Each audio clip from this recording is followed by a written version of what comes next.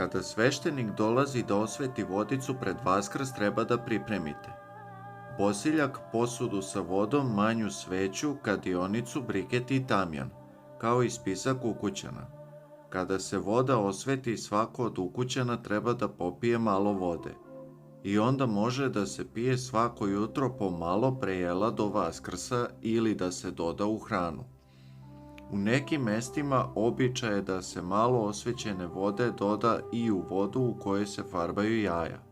Ako do sada ovo niste praktikovali, sve što treba da uradite je da pozovete ili odete u vašu parohijsku crkvu i date svoje podatke da vas pozove kada dođe vreme.